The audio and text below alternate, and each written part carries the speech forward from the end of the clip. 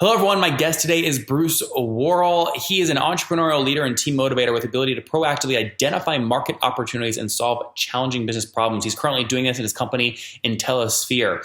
Passion for new product and service innovation, startups, helping entrepreneurs, driving business acceleration, and business execution. He's got a lot of experience doing that. Today, we're going to, again, focus on Intelosphere. Bruce, are you ready to take us to the top?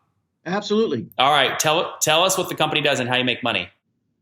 Yeah, so Intelosphere basically helps businesses grow sales and build brand awareness through a series of services and technology tools.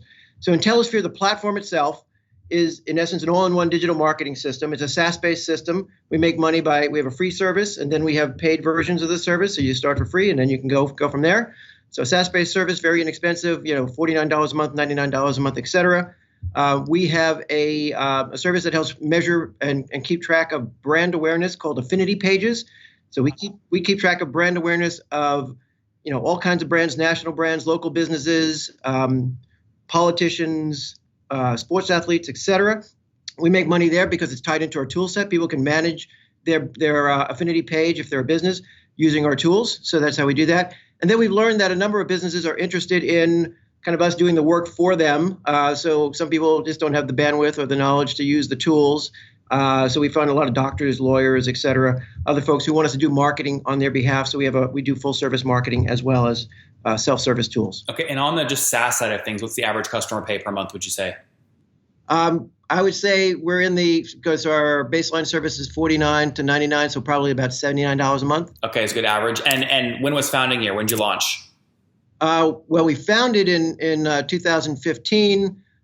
Depending on which service, we're just launching affinity pages actually this week. It's actually doing well. We have soft launched Intelosphere, months ago. That's doing well. We're going to hard launch that in the next 15 to 30 days. We've got a lot of beta testers going on that. And full service, we have probably about 30 to 50 full service clients that we're working with. What does full service mean? Is that professional services? That's basically, we do marketing on their behalf. So yes, professional services basically is an agency, a marketing agency. If we just look at the SaaS side of the business, how many customers are paying for the SaaS side? Well, again, early stages. So we're maybe about 30 or so. Okay, 30 or so. So yeah. We haven't started aggressively marketing, really. Yeah, so 30 at $79 a month, you're doing about $2-3 grand a month right now on SaaS side revenue. Is that right? Yeah. Okay, and so you would then probably put yourself more in the agency category, right? So about how much revenue do you do professional services? I'd say maybe 10K a month or so. Again, we're very early stage. If you see our platform, it's a massive platform. We spend all of our time and energy building out our platform tools. We are now getting into aggressive marketing marketing right now. So you'll see fast growth at this point in time, but up until now, we've been building. What's the team size? We have about 30 people in India. We have about 5 people here in the U.S. Okay, so 35 total. And how did you build that team in India? Is one of your co-founders from there, or how'd that work? My co-founders, who lives in Bellevue, Washington, happens to be from there, and he had a software development company over there, and then we built a marketing team over there as well. Got it. Okay, and bootstrapped or have you raised capital? Combination. We've certainly bootstrapped quite a bit, but we've raised probably about $1.5 million in capital as well. Okay, that's going to be my question is, if you've been building for 3 years with no revenue or little revenue from the SaaS side, how have you funded it? And it's through the raise? Through the raise, as well as we've put a lot of money in it ourselves. Okay, how much have you put in yourself? Well, there are 2 ways of calculating that. One is we've taken no income for 4 years. Secondarily, so that's and trust me, we both make good money, or we used to make good money, so that's a commitment. And then I'd say, we both put in, hundreds of thousands of dollars each. Are you married? I am. Actually, I should have said, were you married when you started, and are you still married now, not taking a salary for 4 years? Barely. Exactly now, right. Walk me through, though, seriously, the psychology around that. So you come from, I imagine, a high-paying job. What goes through your brain to say, okay, I'm going to go do this irrational thing, but take a big risk and try it out? Well, I'm kind of a startup. I've done some startups before, so it's not the first leap. But in general, my feeling about startups is you have to feel compelled enough that it's going to be a haul. Usually these things are a marathon. They're usually not, really quick sprints. So you have to be committed to the concept, and you have to really believe in it. And then it's got to be the point where you're like, I just got to do it. That's how we felt about it, my partner and I, and we basically said to do it. Of course, our wives are just the opposite, like go stay, worked at Microsoft, worked at Amazon, like take the corporate job, do that thing. And I was like, well, sorry, you can't do it, right? And we feel good about where we're at. That's good. That's very good. All right, so you're scaling now. You're just launching these products. So you launch it. How are you getting? You have 30 customers. How are you getting these first customers? So a combination, because we have literally kind of a three-legged stool of services. On the affinity pages side, which we're starting with consumers, bringing consumers to the site. So we're doing a lot of ads because it's about building brand value and measuring brand value. So we ask people, how do they feel? How do they feel about Donald Trump? How do they feel about Jimmy Kimmel? How do they feel about Post Malone versus Macklemore, Ellen DeGeneres versus Oprah? So we're doing a lot of ads and social outreach, asking people to kind of vote and provide their feelings about these brands. So we do that as we build our base there. So social media, online marketing, et cetera. We're a marketing company, so we know how to do this. And then for IntelliSphere, when we aggressively start marketing that, we're going to market everybody into the freemium platform, right? So sign up for free. The first 500, 1,000 customers will get free for life deal, and then they'll upgrade. We're pretty convinced over time because we think they'll like it. And then full service, it's a combination of just going out after different market segments and kind of identifying with those segments, saying, hey, do you have this problem? I've got this wide range of marketing channels, marketing mechanisms. Are they almost overwhelming to you? Do you need some help with your marketing as a small to mid-sized business? And most of them actually raise their hand and say yes. So you're just basically taking people that you've done agency work for, right, per project base, and then selling them into these monthly plans on the backside. Yes, or whether we did work for them or not, we're basically saying, we have two options for you. You can do it yourself. We have a self-service marketing tool. It's great. It's easy to use. Well, what does that mean, though? Marketing tool, that's such a big range of things, marketing tool. Sure.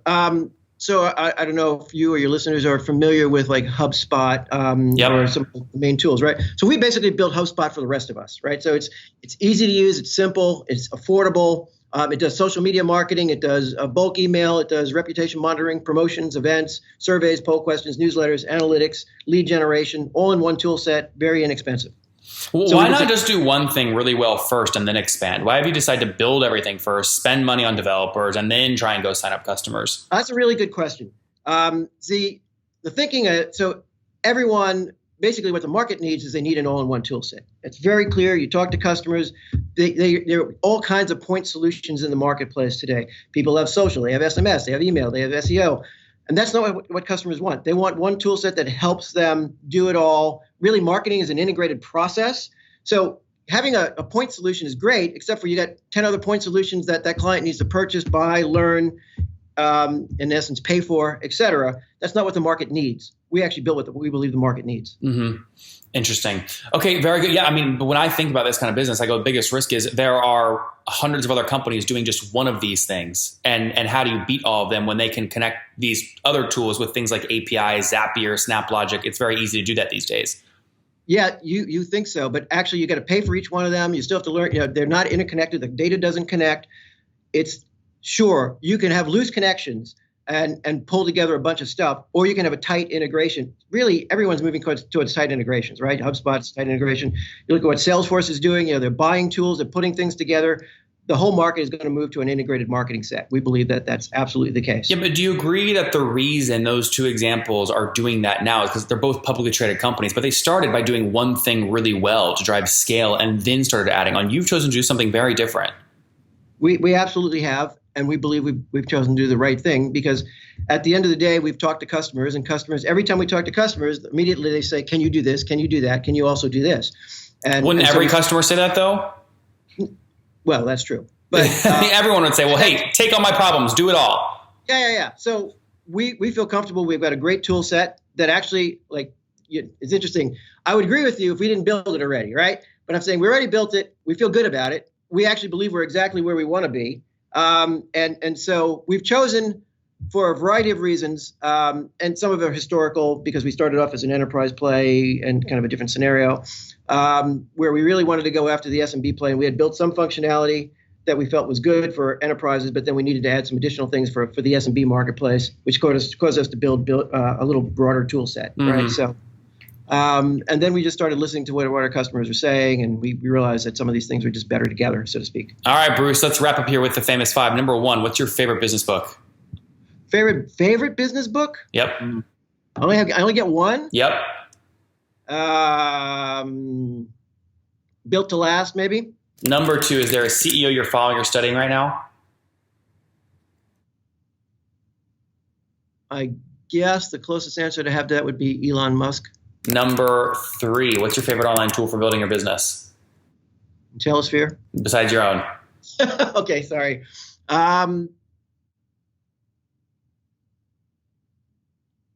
Depends. That's a hard question. Okay, I guess I'd have to say HubSpot. Number 3, how many hours of sleep do you get every night? Probably average about 5. Okay. Wow, that's actually impressive. So, and what's your situation? You said married. Do you have any kiddos? Yeah, I've got two girls, both in the college ages. One actually is starting to work for the business, and the other one actually is starting to work for the business as well. You're all in, then. That's high risk. It better work. Yeah, that's what the family says. All right. 2 kids, married, and how old are you, Bruce? I'm in my upper 50s. Upper 50s. Okay. And last question: what do you wish your 20-year-old self knew?